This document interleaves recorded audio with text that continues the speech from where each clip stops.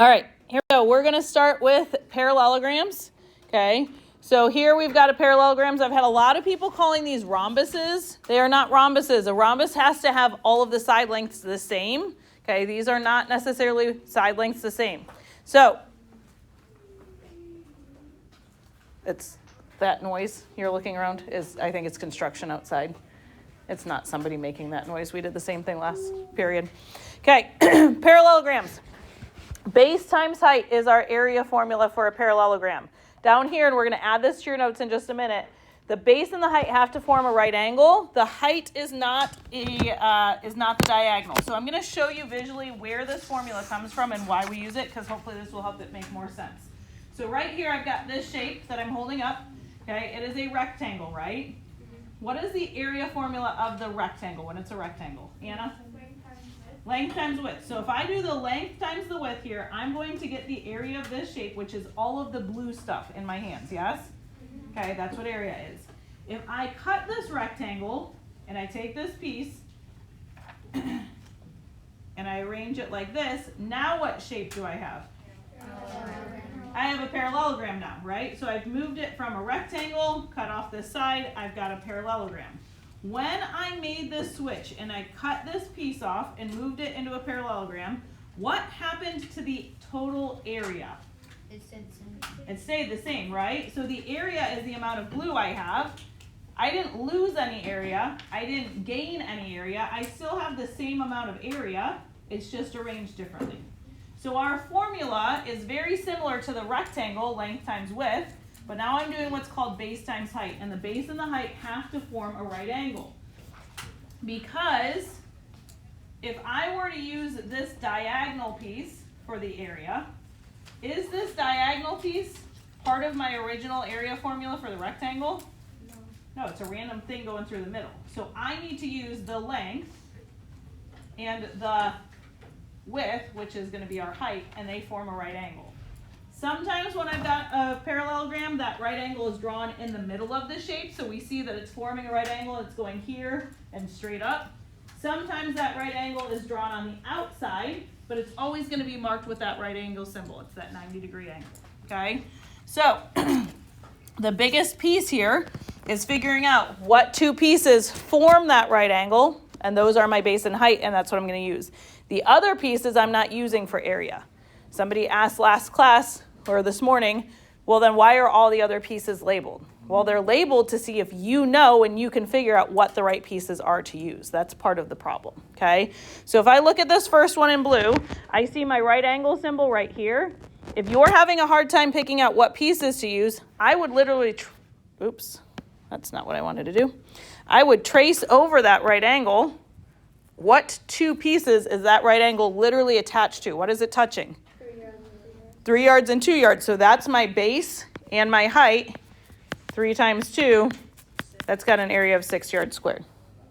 That's it. That's all I'm doing for my parallelograms. Okay. What about for this pink one? What two pieces am I going to use for the pink one here? Audrey?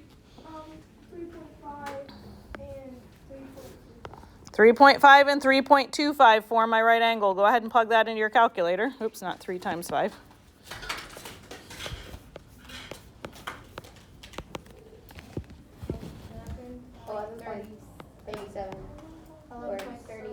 Yeah. 375 or 38, either one would work. Yep.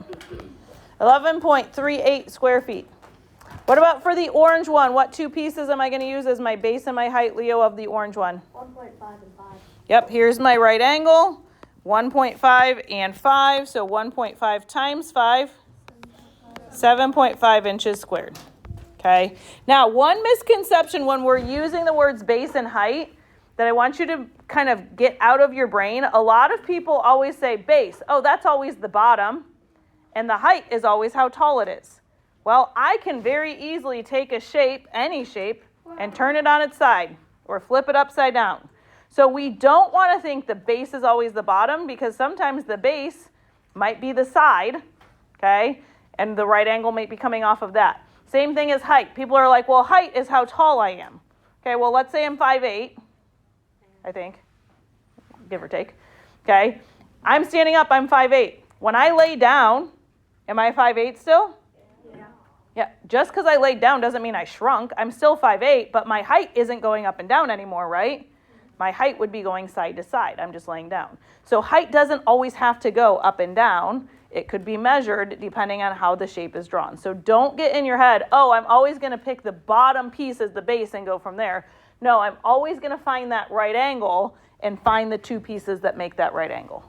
Miles. On our test, there's always going to be like that dotted line that shows us how tall it is, right? Yes, I will always give you all of the information. I will always have the height marked or the right angle marked. So you can look for that right angle symbol and find that. Okay.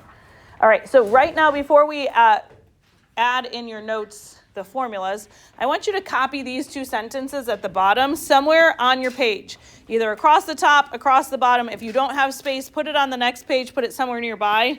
But we want to have that reminder that the base and the height have to form a right angle and that the height is not the diagonal. So take a minute to copy that on your shapes page. Okay, so if we look at your parallelogram, let's go ahead and label the outside of the flap. Okay, so we're going to call this piece the base. And then you're going to need to kind of draw in this dashed line that we're going to mark as the height. So draw in the dashed line, label the right angle so you've got that visual of, oh, yep, there's a right angle here. And then we're going to label this the height, base and height. And then you're going to open that flap up. And we're going to put our formula and an example inside. So again, our area formula is area equals base times height. And then I want you to sketch yourself an example here.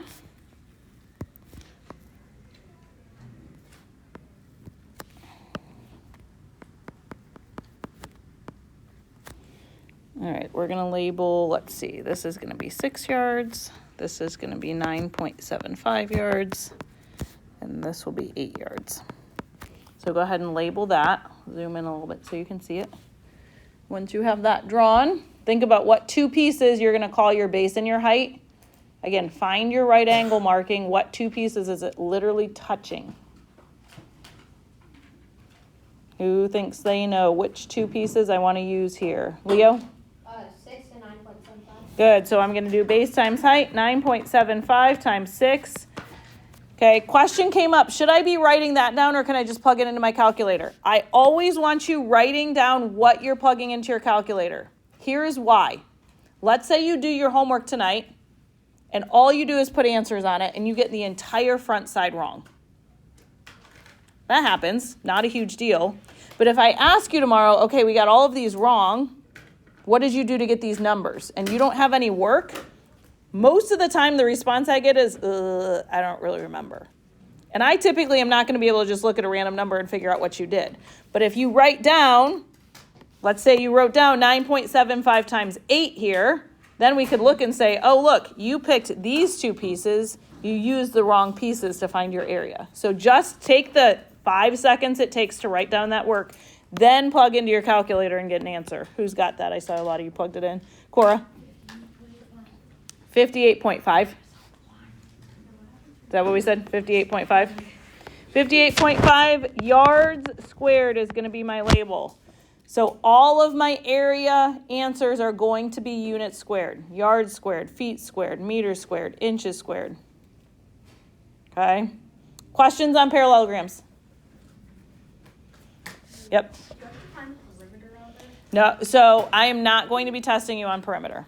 Nope. If I was finding the perimeter, I'd do the same thing I did with my rectangles, add up all the sides. So 9.75 plus 8 plus 9.75 plus 8.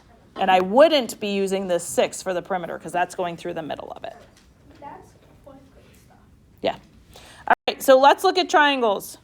So I've got triangles here. If you look here at this visual, maybe. So same thing, I've got another rectangle back here. Eyes up here, sorry, back here. Holding up a rectangle, all green is the area. If I cut this rectangle down the middle, what am I left with? I'm left with a triangle, and how does that triangle's area compare to my original? It's half of it. So that's where my area formula for a triangle comes from. I'm either doing 1/2 times the base times the height. Or what most 6th graders prefer to use, and I'm totally fine with this, what's the same thing as multiplying by a half? By 2. So most times we just think of this as base times height, and then I'm going to divide it by 2. Because I think most people would prefer to divide it by 2 instead of multiplying it by a half. Now, some people look at this visual and go, well, okay, Mrs. Wainscott, obviously it's a half for that one because you cut it directly down the middle. What if you didn't cut it down the diagonal? It's going to be the same thing. Every triangle has a rectangle that has a base and height that is exactly double its area. So let's look at this one, for example.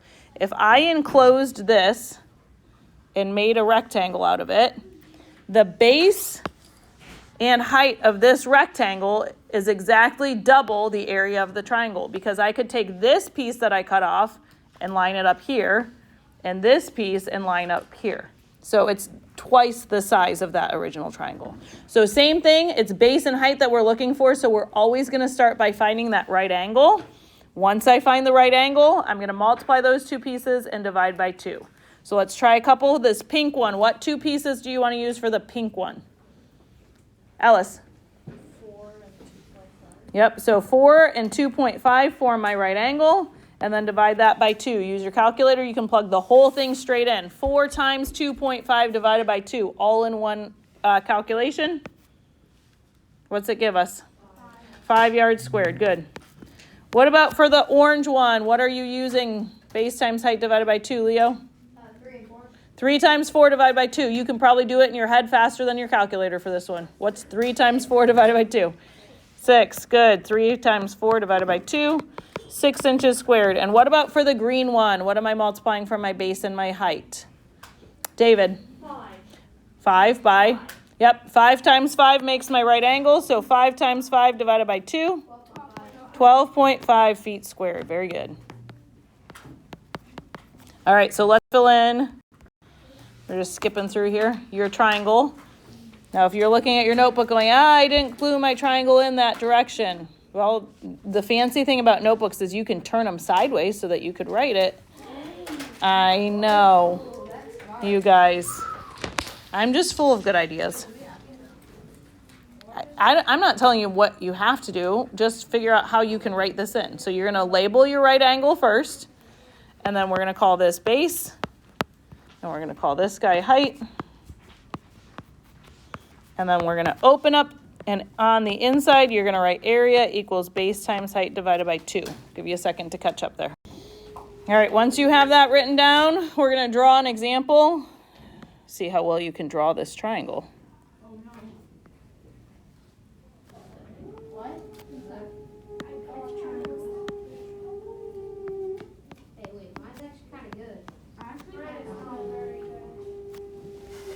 All right, so we're going to call this 6 inches, 3 inches, and 2 inches. I have no idea what machine sounds like that.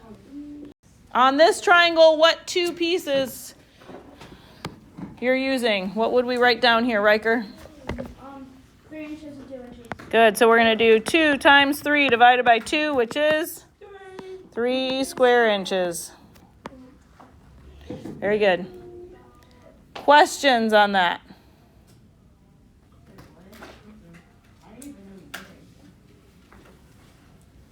We drew a triangle and then we found its area. Oh, that makes sense. Yeah. Okay, any questions on parallelograms or triangles? Both very similar. Find the right angle. Triangles, though, get cut in half or divided by 2. Parallelograms, just base times height. Okay?